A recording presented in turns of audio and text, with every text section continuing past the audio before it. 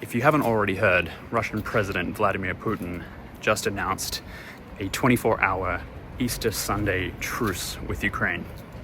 This kind of came out of nowhere, so I want to dive into two potential reasons why this is happening now.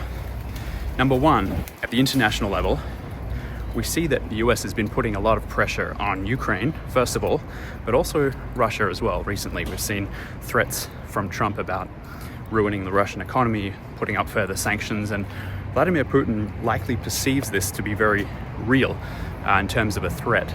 So it makes a lot of sense that now on this Easter Sunday, it's provided some kind of context that is outside any military or political context. In fact, in true Russian style, a religious context for this announcement. So at the sort of diplomatic and international level, this provides Russian President Putin with the kind of perfect context, if you like, for shaping international negotiations and Russia's image more broadly as a partner or an actor who is both compassionate and rational.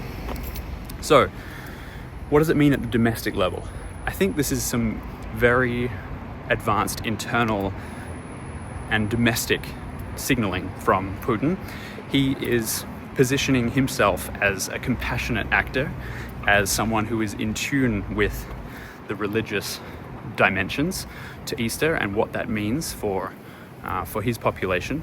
And it is probably aimed at garnering some kind of internal support for Vladimir Putin at a moral level, positioning himself and Russia as the morally correct player in this conflict. And of course, in doing so, influencing internal perceptions of Russian leadership.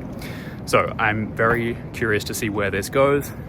If you're watching this video and the truce has already subsided, then we'll wait and see what happens next. Otherwise, stay tuned for further updates on this.